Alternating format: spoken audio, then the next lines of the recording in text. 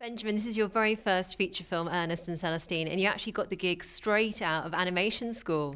Yeah, I just left school. I just finished my first short film, graduation film called A Mouse's Tale, so about the mice.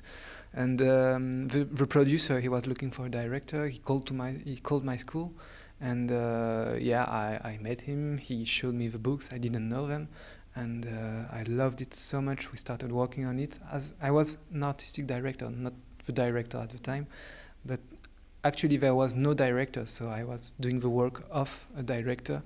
And 1 year after, he told me, yeah, maybe you can consider having the name of the director. It would be great. Yeah, so after a long thought, I said, yeah, well, but only if I have a co-director. And he suggested Vincent Partard and Stéphane Aubier. They made A Town Called Panic. Yeah. And I was thrilled to the idea. We met. It was going along we were really getting along. And yeah, so that's how we mixed and became one experimental director. So how did you actually divide up the director's duties? But also they've got quite a different style to this film, haven't they? A Town Called Panic, you mentioned their film there. So how did that work? Yeah, the thing is, when we met together, I was supposed to take care of all the artistic stuff, and they were going to help me with the story, the screenplay, the storyboard, everything about that. So we started working together with the comedy of the film. They didn't really want to take care of the drawings because they said, yeah, we trust you, but we can bring a lot of comedy in the film. And also they have a very precise eye about narration. So if they were not satisfied, they told me, and we were changing the film until we had something. And it was the same for me. If I was not happy, I told them, and we were always working together, so we can all be very happy with what we were doing. And I think the comedies, in a way, at first I was not seeing the film like a big comedy or anything like this, but I added gags and stuff like this because they were here and they told me, yeah, it's working or not, and always in the atmosphere of the film, so it remained like a mixture of tender emotion, comedy, and this kind of thing. It's difficult to get that mix right, isn't it? I mean, how did you know when you were hitting it exactly at the right spot?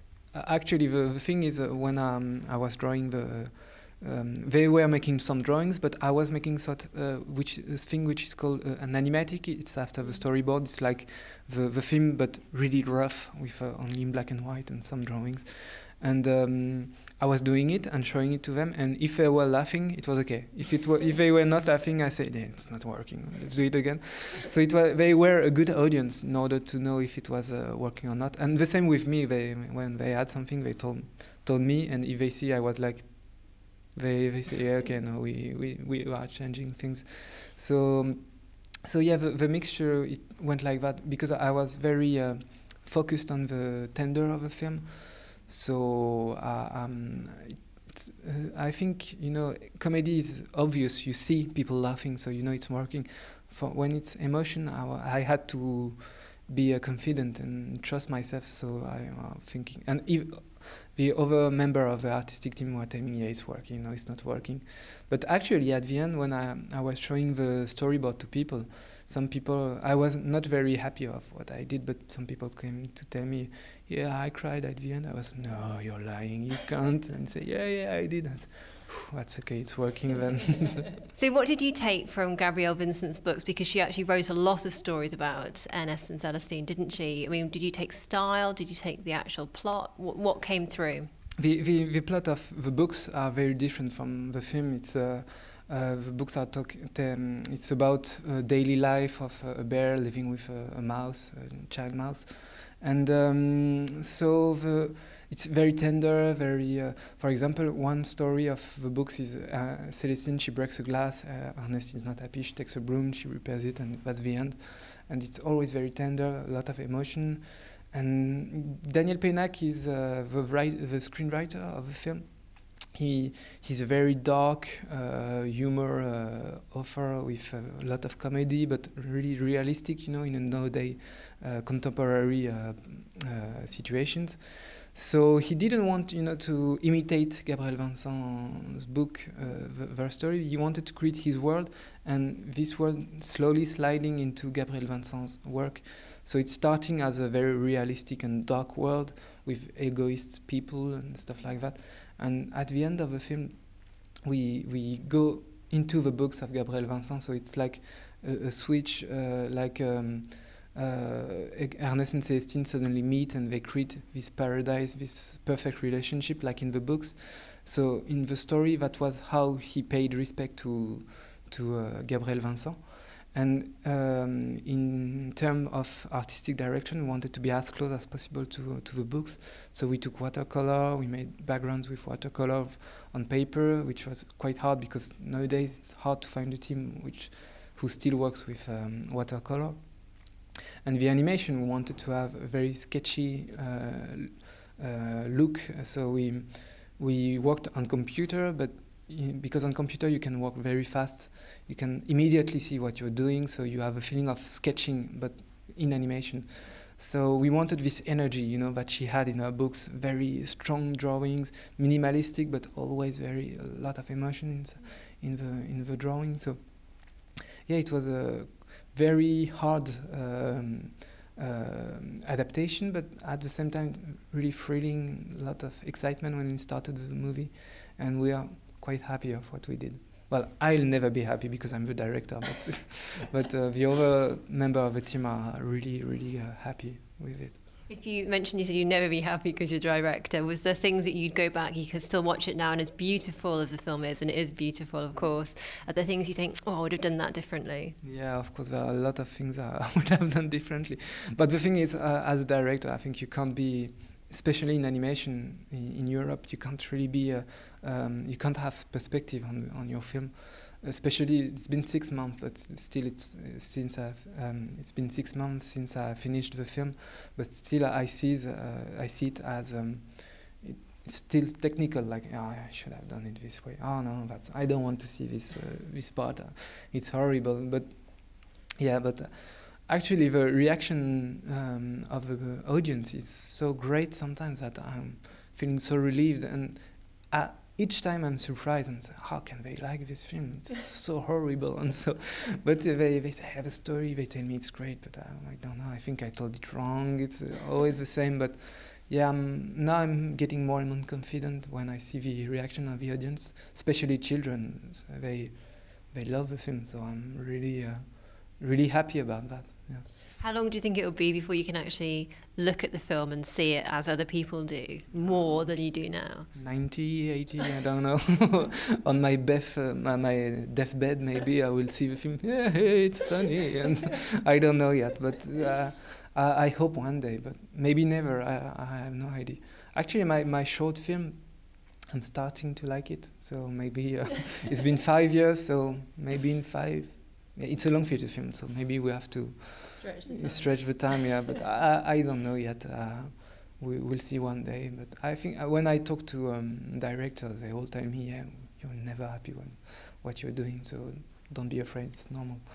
And in terms of animation style, who have you taken as influences? Because as we've talked about, it's very much the sort of a visual kind of storybook style, isn't it? Which is a beautiful style to have, because it's not one we see so often in animation these days. Yeah, we wanted to have this illustration, watercolor, and all these things that I really loved in the books. And even the way we did the film, you know, the camera is never moving or very rarely. So yeah, we wanted, you know, the film to be a book which was animated. So yeah, that was very important to us to make this transposition. And did I detect any sort of Japanese animation having been an influence in there a little bit as well? Of course, yeah, there was a lot of. I'm a huge fan of Studio Ghibli's film, even Japanese cinema. I really love it. Even in live action, I think it's really beautiful. Always very still, you know. The camera is still, and you only see the actors. They are quite small, and I love this kind of Miyazaki's film are a big reference for me. Takahata's film as well, especially Kiki's Delivery Service. I loved this film, and it was a big inspiration for me for Ernest and Celestine. And Chiro, Spirited Away, I think it's the name of the film. The character of Chiro was so charismatic and everything. It was a lesson for me, and I tried understanding everything in the film, the way of the animation was made. Everything was an inspiration, but at the same time we wanted to have our own, way of making the movie.